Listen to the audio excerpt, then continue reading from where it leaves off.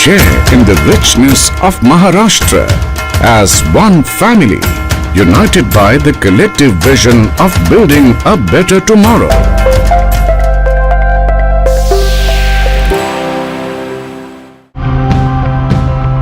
In a world where extreme weather, rising seas and resource shortages have become the new normal, living the climate-conscious way is no longer optional.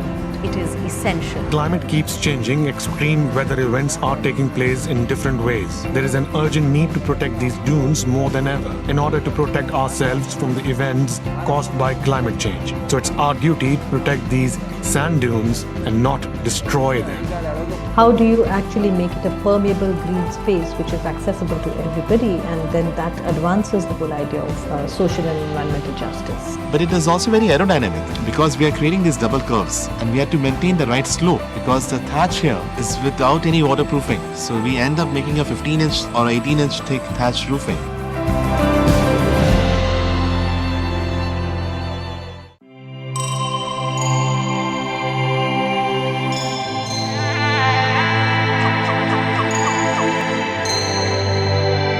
Embark on a timeless journey.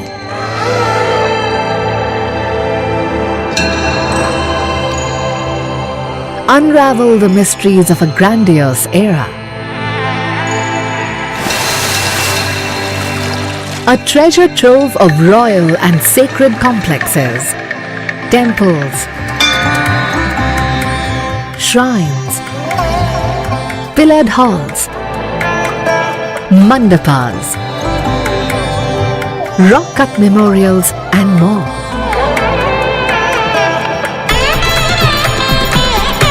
A spectacular setting of rugged landscape and exemplary workmanship, representing the best of Dravidian architecture.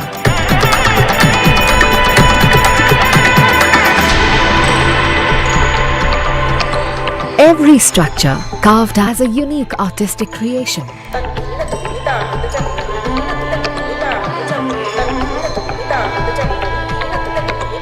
A heritage landmark that reflects pure magnificence, integrated within its natural environment. An unexplored haven for nature and adventure enthusiasts. An imposing heritage reflected in its street bazaars and annual festivals of music and culture. Come, be mesmerized by the glorious capital of the Vijayanagar Empire.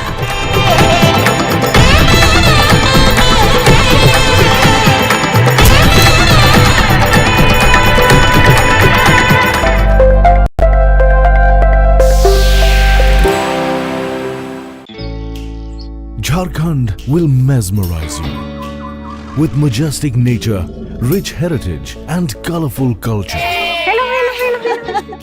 Johar. It fits perfectly. Thank you. Full workout हो गया. Ready?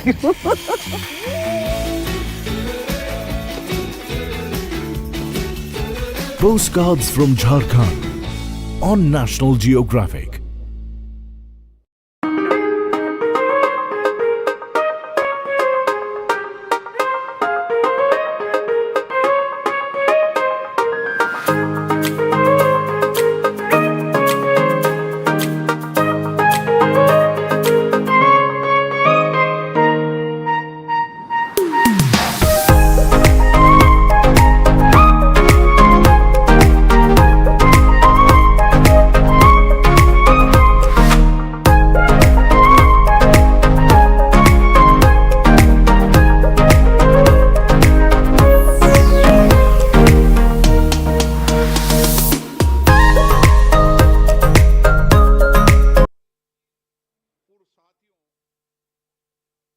Let's take you live to Lok Sabha, where the Women Reservation Bill is about to be discussed.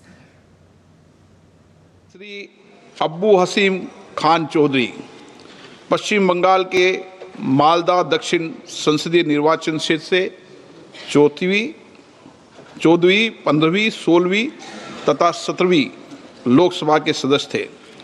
उन्होंने स्वास्थ्य और परिवार कल्याण मंत्रालय में केंद्रीय राज्य के रूप में अपनी सेवाएं दी।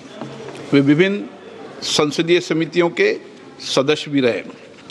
इससे पहले वे 2 कार्यकालों के लिए पश्चिम बंगाल विधानसभा के सदस्य भी थे। वे पश्चिम बंगाल विधानसभा में विपक्ष के उपनेता भी रहे।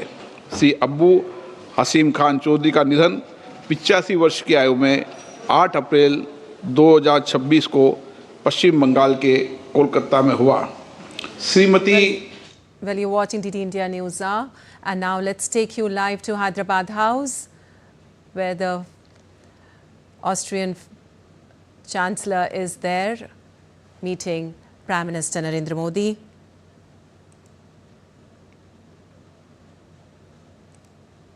Austria's Federal Chancellor Dr. Christian Stocker meeting Prime Minister Modi with a historic handshake in Hyderabad House right now. And let's move on to more news. India's Parliament to debate a women's reservation bill from today, 3-day special session to discuss 33% reservation for women in Lok Sabha and state assemblies. Prime Minister Modi terms it a historic step towards women's empowerment.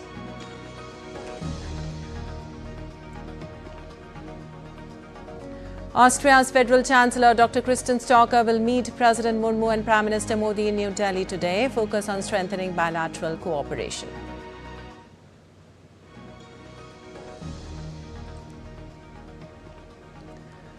Israel and Lebanon to hold talks on Thursday. Trump shares news on Truth Social post. 2 sides held direct talks on Tuesday for the first time in 3 decades in Washington.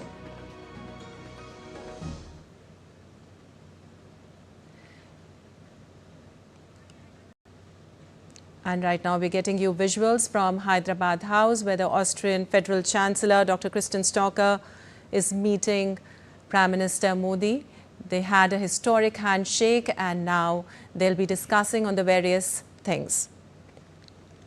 And moving on, 3-day special sitting of India's Parliament begins today to discuss and pass the bills to enable reservations of 33% of seats in Parliament and the state assemblies for women, the Constitution 131st Amendment Bill 2026, the Delimitation Bill 2026 and the Union Territories Laws Amendment Bill 2026 will be introduced and debated for passage in the lower house. The Constitution Amendment Bill proposes to increase the Lok Sabha seats to maximum of 850 from the current 543. This is to ensure the women reservation law can be implemented before the 2029 parliamentary polls and will allow a delimitation exercise based on the 2011 census.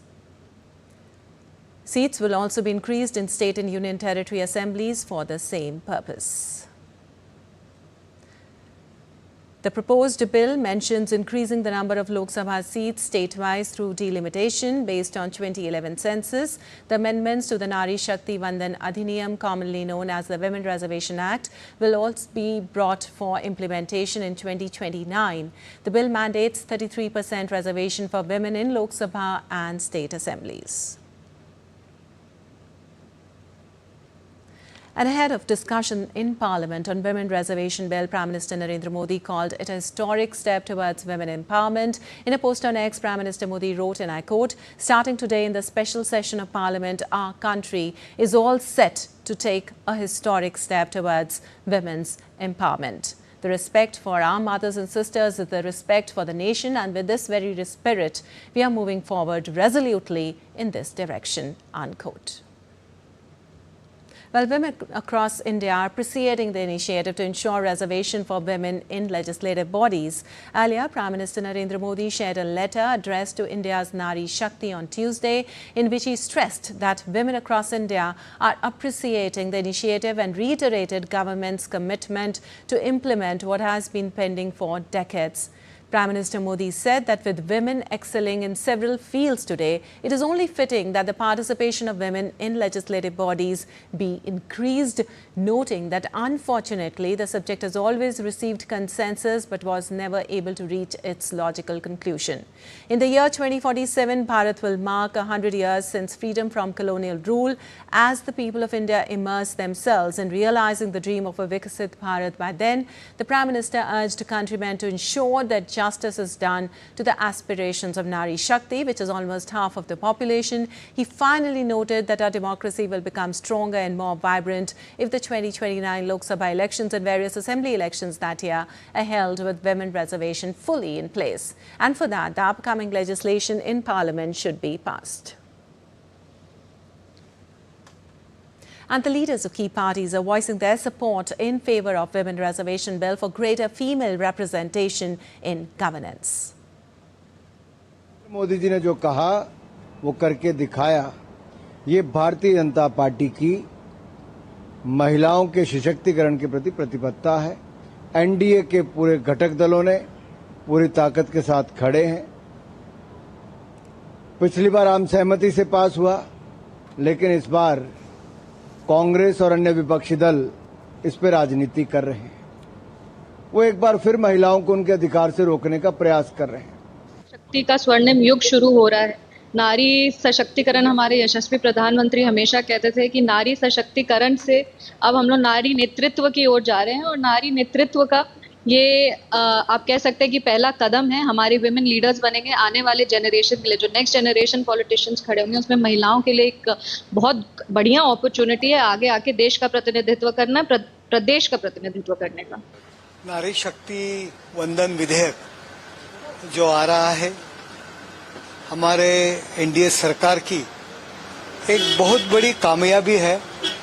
नारी को सम्मान देने की, महिलाओं की लोकसभा विधानसभा में संख्या पुरुषों की बराबरी में लाने के लिए, नारी शक्ति को बढ़ावा देने के लिए ये जो बिल आया है, उसका हमारी पार्टी शिवसेना की तरफ से, हमारे नेता एकनाथ शिंदे जी की ओर से हम लोग समर्थन दे रहे हैं। मोदी सरकार ने बहुत बड़ा इम्पोर्टेंट निर्णय लिया है। महिलाओं को रिजर्वेशन देने का है और कानून पहले पास हो चुका है, लेकिन अभी नया कानून हो रहा है और उसमें कितनी सीट महिलाओं को देनी है उसके संबंध में 3 दिन में चर्चा होगी और महिलाओं को न्याय मिलेगा, ऐसा मुझे लगता है।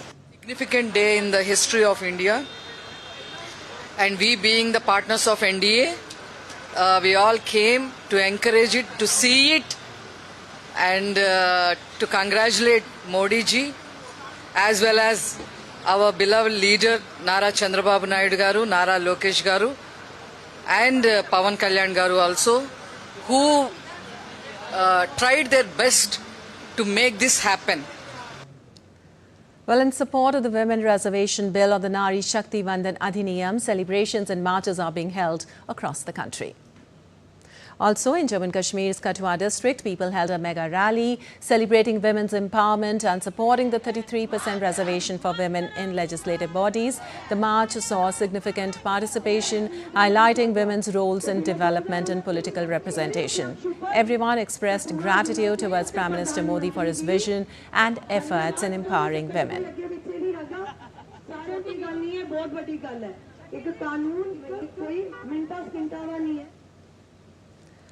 Well, in the national capital, thousands of women took to the streets on Wednesday, participating in bike rallies, yatras and human chain formations to voice their support for the proposed Nari Shakti Vandan Bill.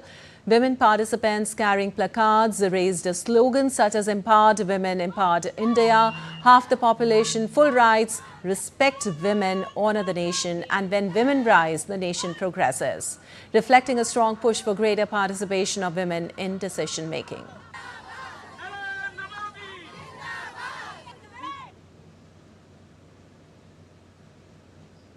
In Bhopal, city of Madhya Pradesh, Bharatiya Janata Party MP Alok Sharma today left for Delhi to attend the special session in Parliament today. Women in large numbers gathered at the Bhopal railway station to see him off, describing the initiative as a very good and much anticipated advancement towards enhanced representation.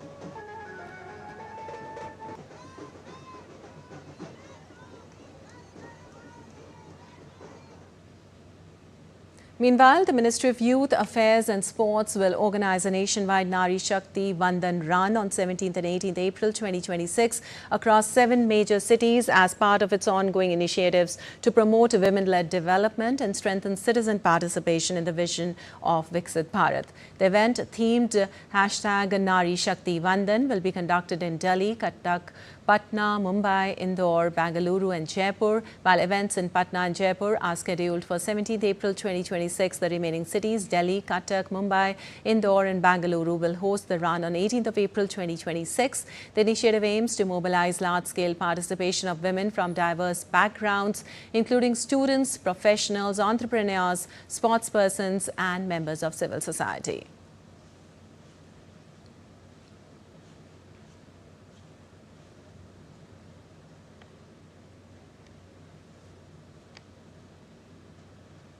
And still to come on DD India Newshour. US warns that buyers of Iranian oil could be hit with sanctions. Treasury Secretary warns of secondary sanctions on buyers, including Chinese banks. IMF chief warns of tough times if oil prices stay high. And Prime Minister Giorgia Meloni says Italy keen on joint drone production with Ukraine.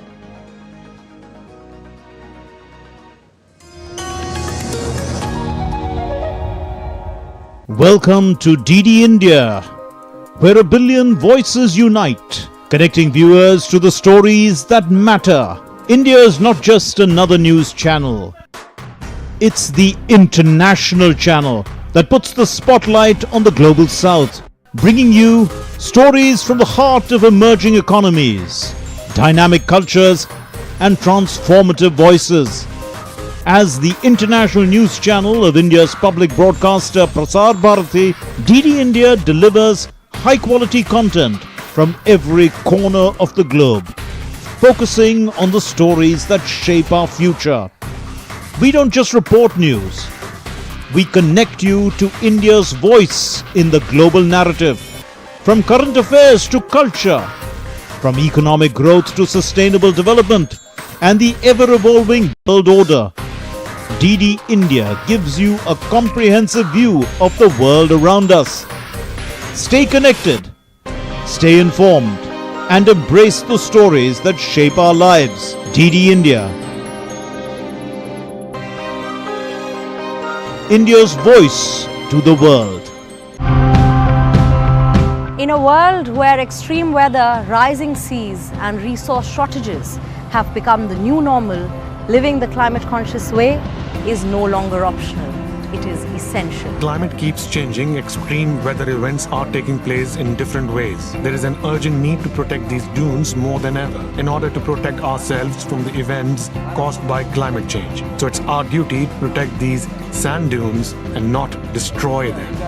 How do you actually make it a permeable green space which is accessible to everybody, and then that advances the whole idea of social and environmental justice? But it is also very aerodynamic because we are creating these double curves and we have to maintain the right slope because the thatch here is without any waterproofing. So we end up making a 15-inch or 18-inch thick thatch roofing.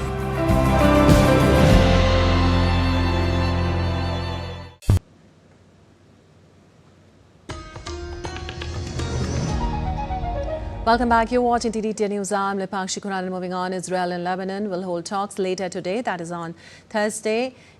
The Israel and Lebanon will hold talks. In a Truth Social post, Trump said, and I quote, trying to get a little breathing room between Israel and Lebanon. It has been a long time since the two leaders have spoken, like 34 years. It will happen tomorrow. Nice, President DJT.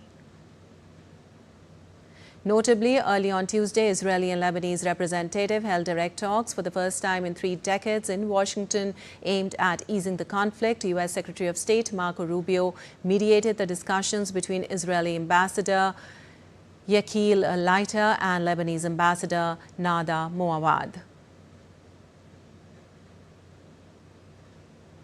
Lebanese President Joseph Aoun voiced cautious optimism, saying he hoped the negotiations would mark the beginning of the end of the suffering of the Lebanese people. Israeli officials, meanwhile, described the negotiations as a part of a longer-term strategy against Hezbollah. The two sides remain formally at war as of now. Meanwhile, the United States is discussing a possible second round of peace talks with Iran and Pakistan and is optimistic about reaching a deal. And right now, let's take you back to Lok Sabha, where the discussion for the Women Reservation Bill is going on.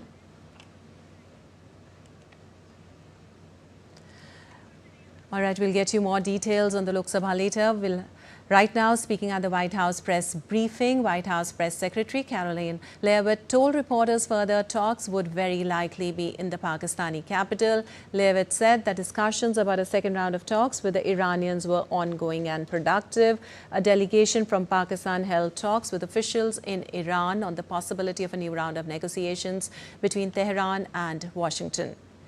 U.S. Vice President J.D. Vance, who led the first round of talks, has said Iran is being offered a grand bargain to end the 6-week war with Israel and the United States and address the decades-old dispute over Tehran's nuclear program.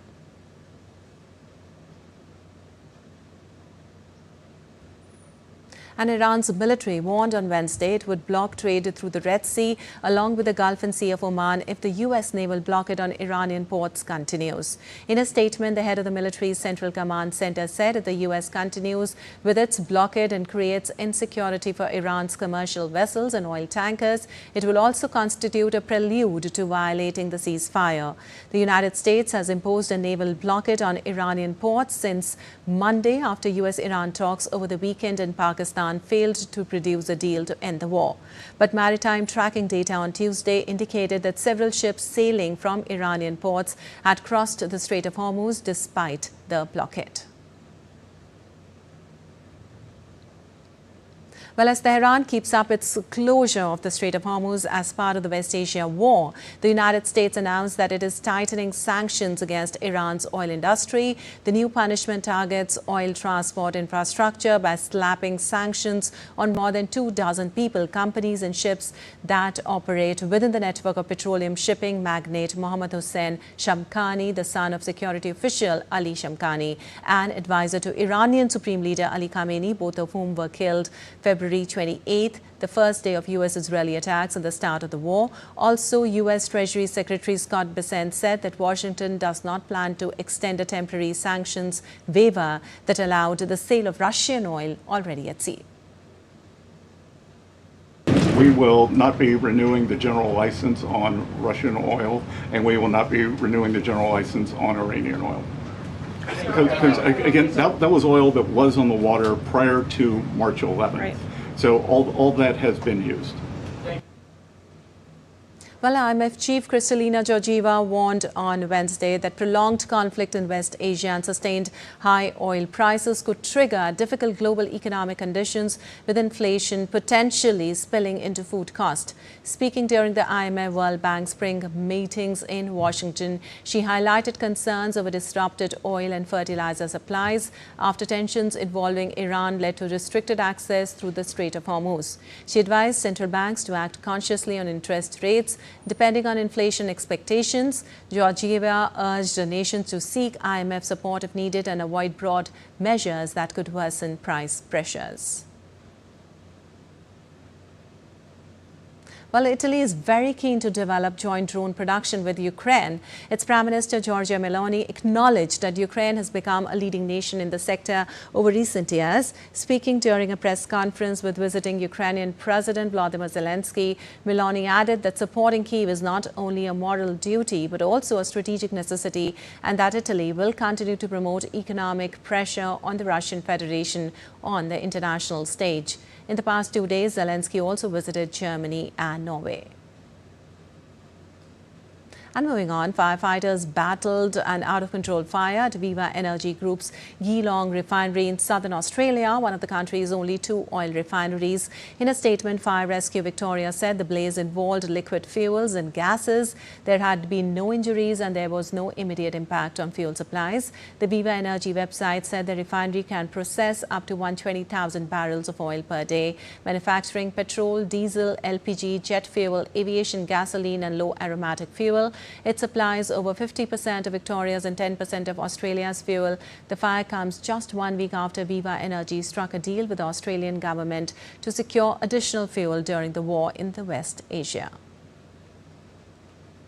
And an international conference to raise funding commitments for Sudan has produced pledges of more than 1.3 billion euros in humanitarian aid. The Sudanese government said that Germany's plan to host the conference was a surprising and unacceptable interference in its internal affairs, made without consulting Khartoum, and warned that engaging with paramilitary groups would undermine state sovereignty.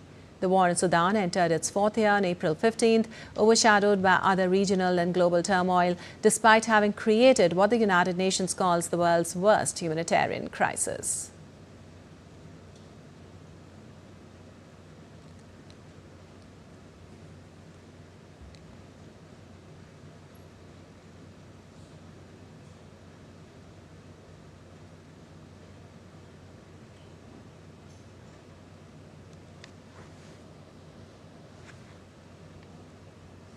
Though Germany hosted the Berlin conference as part of efforts to address the ongoing conflict and support a political resolution.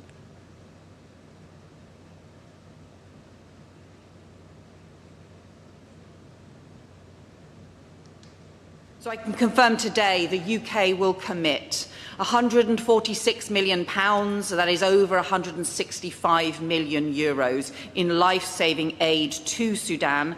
And as part of that, the UK will double our support to local aid groups, including the emergency response rooms and women-led organisations. People like the emergency responders. Leadership of President Trump, the United States remains steadfast in its commitment to ending this war. We are working closely with partners in this room and beyond to press for an immediate shift from battlefield to the negotiating table, from violence to dialogue, and for ending this world's biggest humanitarian crisis. Norway today commits 42 million euros for humanitarian efforts and early recovery, and this comes on top of our core funding of the UN and other key organizations' efforts. We believe that we should all strive to do our utmost to strengthen the humanitarian effort in Sudan as we strive also for peace. Well, two separate protests unfolded in Caracas on Wednesday as Venezuelans took to the streets to demand justice for people detained for political reasons and better wages for public workers and retirees. Outside the Attorney General's office, relatives of detainees gathered to denounce what they described as torture, forced disappearances, and inhumane conditions inside Venezuelan prisons following recent reported crackdowns at Rodeo, a penitentiary. Across the city, outside the Supreme Court, public workers, retirees and pensioners rallied to demand a response to a salary claim filed before the court more than 2 months ago, beyond the 5-day legal deadline for a ruling. Venezuela has not raised its minimum wage in more than 4 years. Well, Peru's presidential frontrunner Keiko Fujimori urged calm and warned against any calls for insurgency as the vote count continued down to the wire. Fujimori, a conservative former congresswoman and the daughter of the late former president Alberto Fujimori, remained comfortably in the lead with 17% of the vote from Sunday's election. She's set to advance to a runoff on June 7th in a fourth bid for the presidency of the South American country. While acknowledging irregularities had occurred, she reaffirmed support for investigations and demanded the Electoral Authority, ONPE, ensure a transparent result reflecting the will of the people. And Constitutional Court of Colombia on Wednesday ordered the government of Gustavo Petro to refund money raised under an economic emergency it had earlier ruled unconstitutional.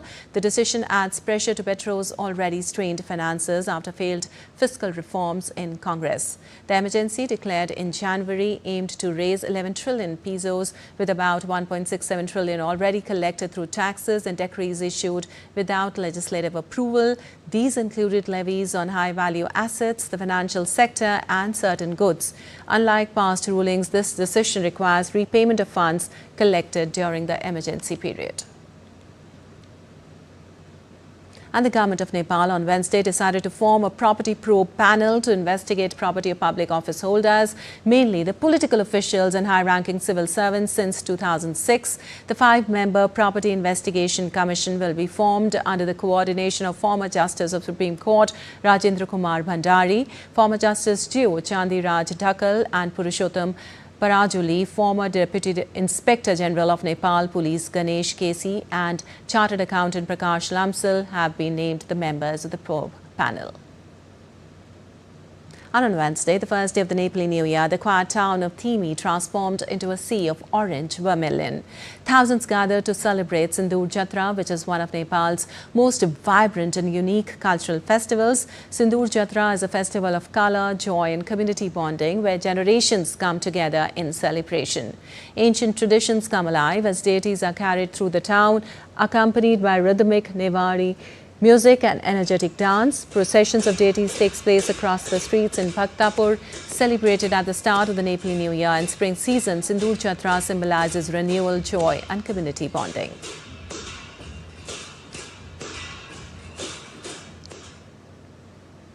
And now let's take a look at other stories making news around the world. Fashion Week returned to Rio de Janeiro after more than a decade with its first public show taking place on Wednesday, showcasing Brazilian artistry and creativity on the runway. The event aims to establish itself as a new international fixture on Brazil's fashion calendar alongside Sao Paulo Fashion Week. The Los Angeles County Museum of Art hosted a media preview for the David Geffen Galleries, a new building that will house the museum's permanent collection and mark one of the most significant changes in its history. The galleries, which opened to the public on April 19th, feature 110,000 square feet of exhibition space and are surrounded by a 3.5-acre public park with outdoor artworks. Baba, the French bulldog, took luxury pet fashion to sparkling new heights, lounging at the Petit Saloon with treats and water at the Baccarat Hotel, New York. In a tuxedo vest and a diamond-encrusted collar, the jeweled showcase marked the launch of the Canine Couture Diamond Experience, an exclusive partnership specializing in handcrafted 18-carat gold diamond collars and charms for dogs.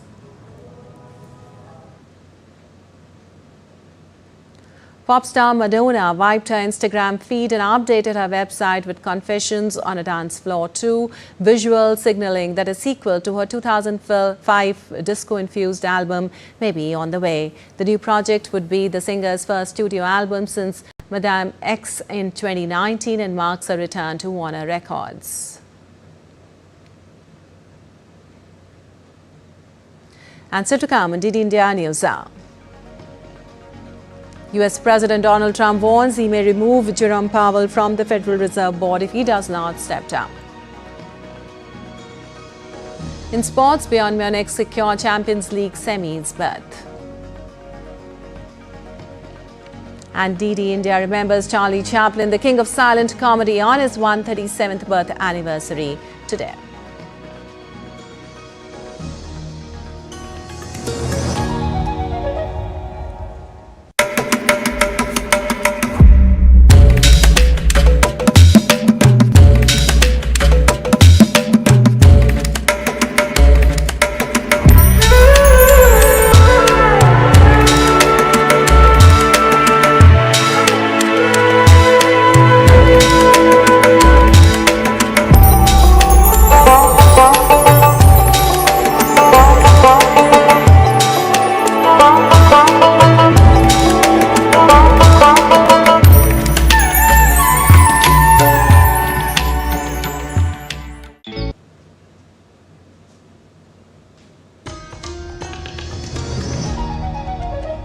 Welcome back. You're watching DD India News. I'm Lipakshi Kurana. Time now for a quick recap of the headlines. India's Parliament will debate Women's Reservation Bill from today. 3-day special session to discuss 33% reservation for women in Lok Sabha and state assemblies.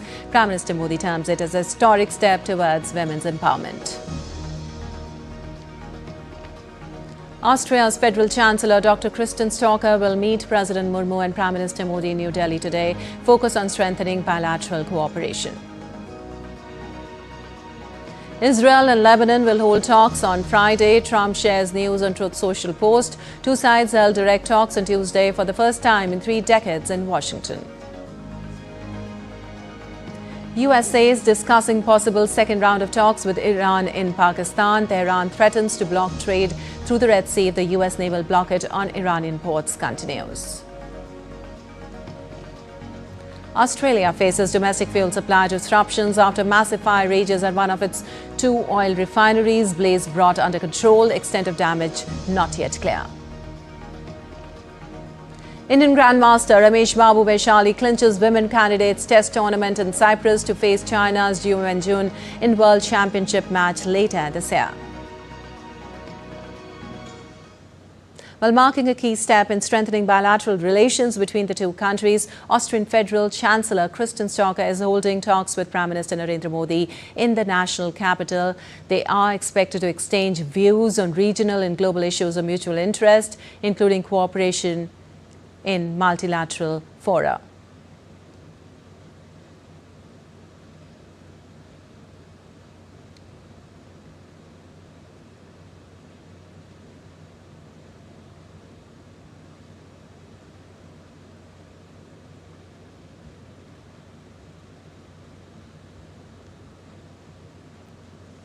Earlier, remembering Mahatma Gandhi and his ideals, the Federal Chancellor paid homage to Bapu at Rajghat, laying a wreath and reflecting on Gandhiji's enduring message of peace, non-violence and global harmony.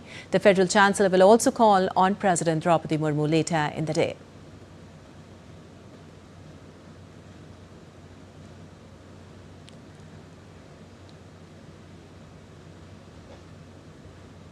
Early on Wednesday, the visiting leader met External Affairs Minister Dr. S. Jaishankar. India and Austria share warm, friendly and multifaceted ties rooted in shared democratic values. The visit of Federal Chancellor Stocker also reflects the shared commitment of both countries to further deepen and expand partnership in new areas of mutual interest.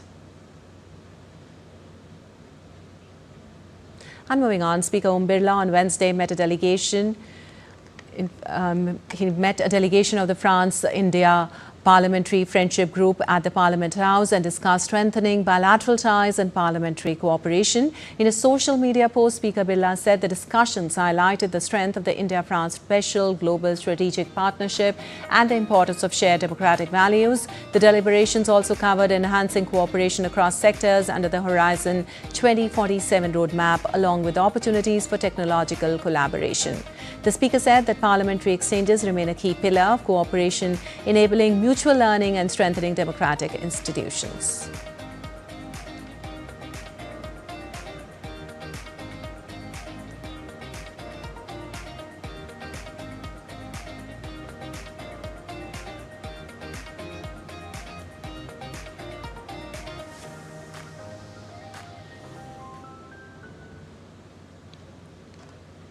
And in Andhra Pradesh, at least 8 devotees, including 5 women, were killed and several others injured after a goods vehicle collided head-on with a tanker here in Mantralayam of Kurnool district. The accident occurred when the vehicle carrying 16 passengers rammed into the tanker, resulting in the fatal clash.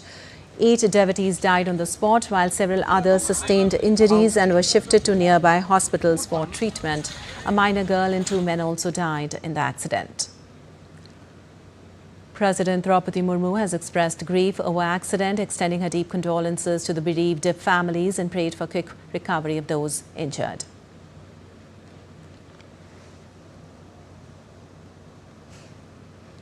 Prime Minister Narendra Modi too has extended condolences to those who have lost their loved ones and prayed for the speedy recovery of the injured. He also announced an ex gratia of 2 lakh rupees from PMNRF to the next of kin of each deceased, while the injured would be given 50,000 rupees. Well, the fight against drugs in Gujarat has now gone high-tech. Gujarat Police has launched a powerful AI-driven tool that will not only accelerate investigations, but also strengthen cases in court and play a crucial role in ensuring conviction of offenders. Let's take a look. Launched in Gandhinagar, the Narcotics Analysis and RAG-based investigation tool Narith AI is an advanced artificial intelligence system designed for narcotics investigations. Its primary objective is to make the investigation process more effective, precise and legally robust. नरित AI जो artificial intelligence का जो rag technology है उसके ऊपर आधारित एक software tool हमने डेवलप किया है। ये ऑनलाइन सॉफ्टवेयर टूल है। इसमें हम सिर्फ एफआईआर जो इनिशियल ड्राफ्ट होती है उसका इनपुट देते हैं और ये अंदर प्रॉम्प्ट एनालिसिस के थ्रू हमें एक डिटेल्ड इन्वेस्टिगेशन की रिपोर्ट और डिटेल्ड एनालिसिस जो एफआईआर से रिलेटेड है वो देता है। This tool is based on retrieval augmented generation or RAG technology. It integrates legal provisions, case laws and government guidelines related to complex cases under the NDPS Act and provides real-time analysis along with accurate recommendations to investigating officers.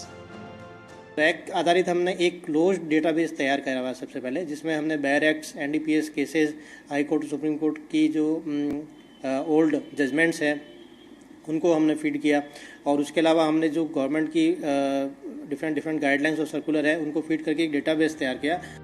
The most notable aspect is that this is the first AI-based tool of its kind being used by any state police or investigation agency in India. The system takes FIRs as input, conducts an in-depth analysis of the case, and generates a detailed report highlighting the strengths, weaknesses, and necessary legal steps. Gujarat police देश में पहली बार एक NARIT करके narcotic analysis और RAG based investigative tool एक software विकसित किया है, जिसके मार्फत जो ड्रग्स के जितने भी गुने बनते हैं उसमें जो इन्वेस्टिगेटिंग ऑफिसर्स को FIR दर्ज करने से लेके चुकादा आने तक उसमें पूरा ये सॉफ्टवेयर उसको मदद करती है।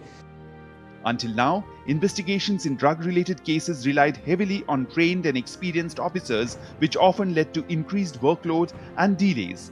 But now this AI tool will act as a force multiplier, helping every investigating officer carrying out investigations as per proper procedures. और इसके माध्यम से हम लोग जो ड्रग माफिया है, ड्रग पेडलर से गुनेगार है, उनको सज़ा दिलाने में मदद रूप होगी। This tool will also prove highly useful during court trials. It anticipates possible arguments from the defense and suggests appropriate responses. The system is based on Supreme Court and High Court judgments, the NDPS Act, Bharatiya Nyaya Samhita, and government guidelines, and relies only on its secure internal database. With inputs from Sanjay Page from Vadodara, Durgesh Mehta from Gandhinagar, Bureau Report, DD India, Ahmedabad. Well, the Rajasthan government has introduced the Sarthak Naam Abhiyan, a campaign focused on encouraging parents to choose names for their children that carry positive meanings and cultural significance. A report. My name is Pragya Kumari. My name is Krishna. My name is Hema. My name is Krishna Kumari. Names are more than just words. They shape identity, confidence, and how individuals are perceived in society.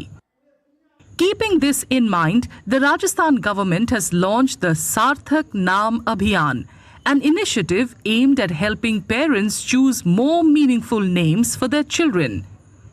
According to the state government, certain names such as Sheru or Shaitan are considered unusual or derogatory, which they believe can be replaced with what they describe as more meaningful alternatives. The state education minister said that parents often choose names without understanding their impact, which can later lead to embarrassment and affect students' self-esteem. The education department has also prepared a list of around 3,000 alternative names for use in new admissions or for changing existing names.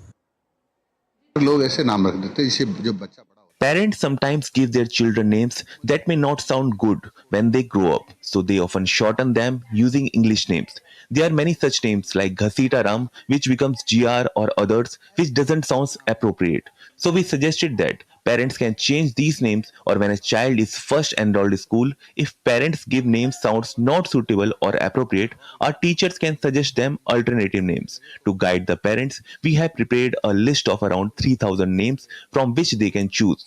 If parents comes up with a better name on their own, they are free to use that as well. और उनके माँ बाप यदि अच्छा नाम सुझाए तो वो भी ले सकते हैं। Some school managements have welcomed the initiative, saying it will support students who wish to change their names.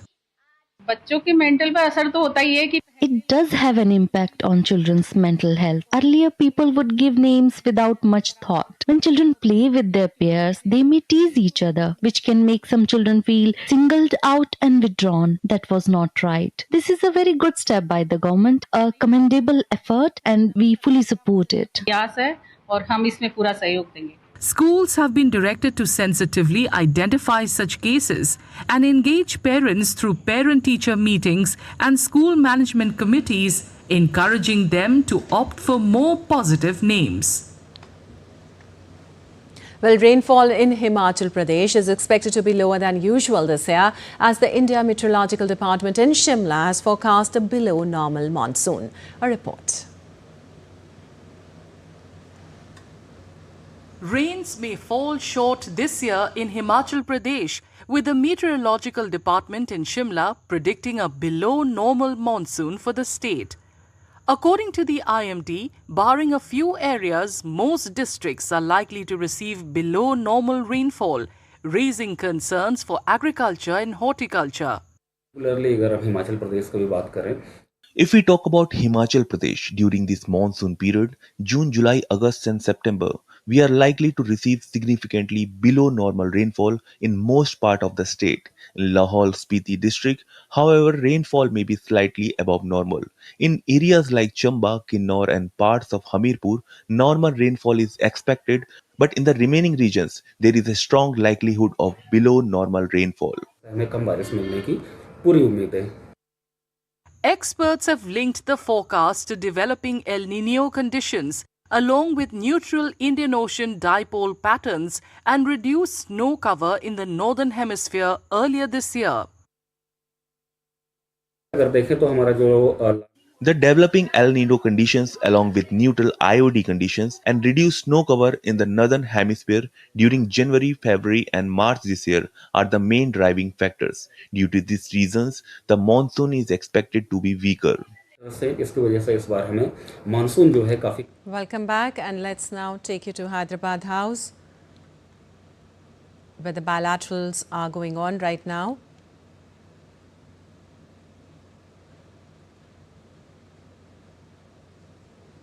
Austria's Federal Chancellor Christian Stocker and Prime Minister Narendra Modi in Hyderabad House right now holding talks. They're expected to exchange views on regional and global issues of mutual interest, including cooperation in multilateral fora as well.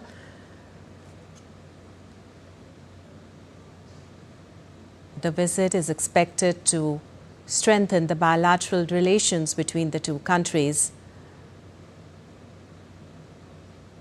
India and Austria share warm, friendly and multifaceted ties rooted in shared democratic values. And the visit of Federal Chancellor also reflects the shared commitment of both the countries to further deepen and expand partnership in new areas of mutual interest. And time now for a short break. We'll be back in a while.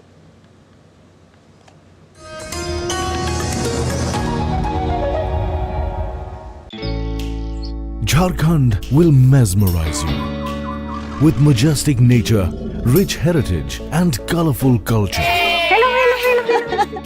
Johar. It fits perfectly. Thank you. Full workout ho gaya. Ready?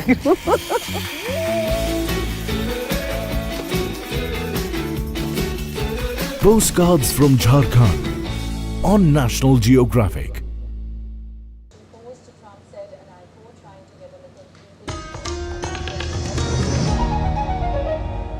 Welcome back. You're watching DD India News. I'm Lipakshi Kuran, and on to some business news now. India's Commerce and Industry Minister Piyush Goyal on Wednesday said India has achieved a record in exports of goods and services, with total shipments crossing $860 billion USD in 2025-26. In a post on X, Union Minister Piyush Goyal wrote, and I quote, "Bharat sets a new export record, a matter of great pride as India achieves record exports of $860 billion in financial year 2025-26. This milestone milestone achieved despite global headwinds reflects the country's resilience and its growing strength in expanding its global trading footprint.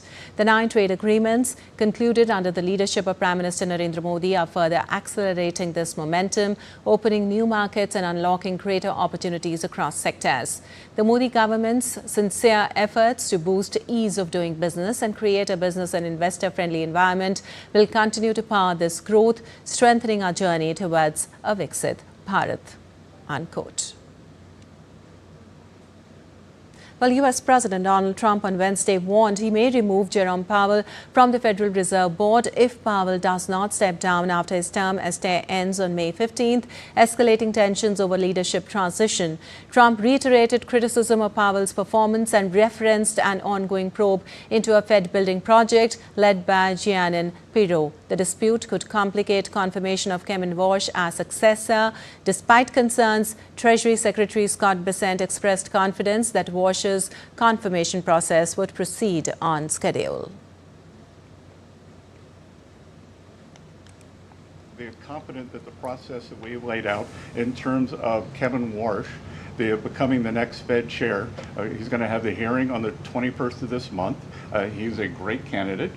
We know that the Republicans on the Senate Senate Banking Committee are aligned in that, and I am very optimistic that Kevin Warsh will be the chair of the Fed on time.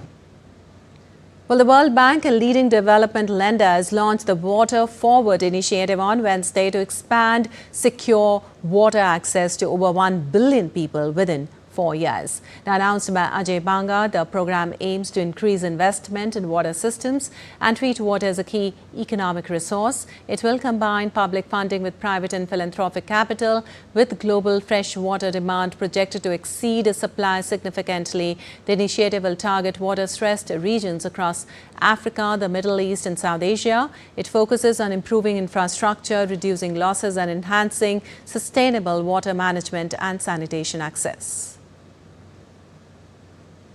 Well, you're watching TD India Newshour. Time now for some sports news. Indian Grandmaster Ramesh Babu Vaishali has become the first Indian to be crowned a champion of the Women's Candidates Test Tournament in Cyprus. Vaishali regained her composure at a crucial juncture and staged a fine comeback to outplay Katerina Lagano in the final round. The 24-year-old has now carved her own path to the biggest stage in women's tests, earning the right to take on China's Zhu Wenjun in the World Championship match later this year.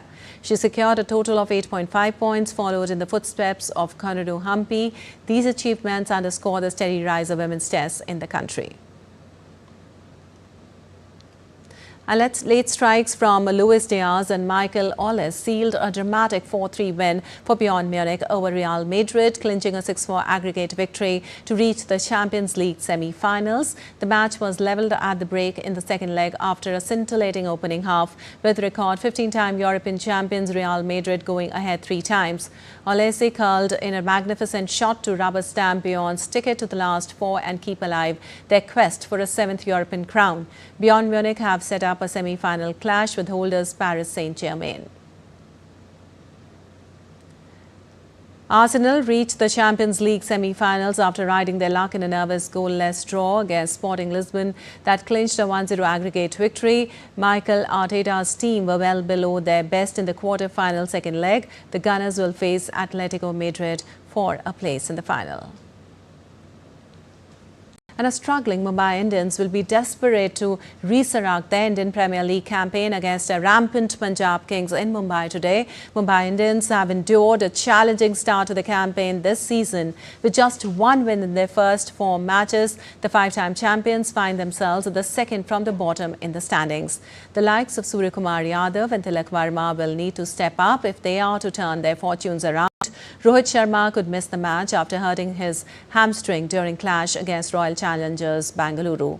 On the other hand, Punjab Kings are one of the most settled and informed sides, securing their 3 victories in 4 games so far. Their batting unit has fired consistently, while the bowling attack has delivered in crunch moments. They will be eager to continue the winning run and strengthen their position.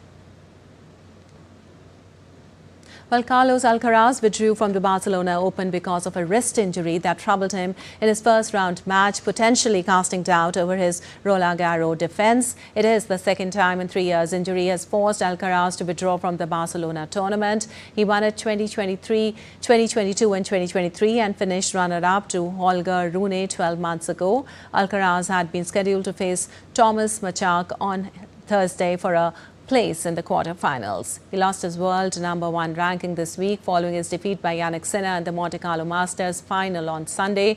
He would have had a chance to regain it by winning the title in Barcelona, but Sinner not playing this week. Well, it's Charlie Chaplin's 137th birth anniversary. The artist, who established himself as the king of silent comedy, gave the world unlimited laughs and powerful messages without saying a word. Let's take a look at his life, movies and some interesting facts that remain untold till date. From the streets of London to global stardom, this is the story of Charlie Chaplin, the man who made the world laugh without saying a word. Born into poverty in 1889, Chaplin's early life was marked by hardship. With a father absent and a mother battling illness, he spent parts of his childhood in workhouses. He stepped onto the stage at just 5 years old, a moment that would shape cinema history. By 1914, Chaplin entered films and introduced the world to the Little Tramp, a bowler-hatted underdog who became a global icon. Through films like The Kid, The Gold Rush, and City Lights, he blended humor with heartbreak, redefining storytelling in silent cinema. In modern times, he critiqued industrialization. In The Great Dictator, he took on fascism with fearless satire. A pioneer of creative freedom, Chaplin co-founded United Artists, taking control of his own storytelling. In 1972, he returned to the United States to receive an honorary Oscar, earning a historic standing ovation. More than a comedian, Chaplin was a revolutionary artist whose legacy continues to shape cinema.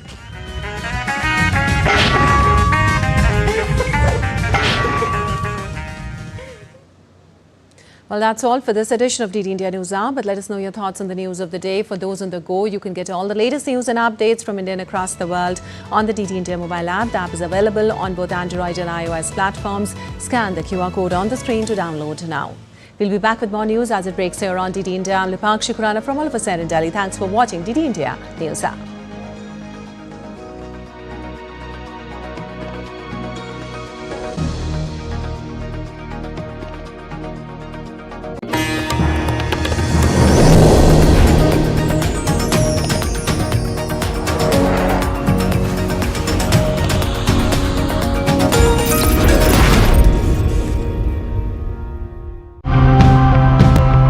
In a world where extreme weather, rising seas and resource shortages have become the new normal, living the climate-conscious way is no longer optional. It is essential. Climate keeps changing. Extreme weather events are taking place in different ways. There is an urgent need to protect these dunes more than ever in order to protect ourselves from the events caused by climate change. So it's our duty to protect these sand dunes and not destroy them. How do you actually make it a permeable green space which is accessible to everybody, and then that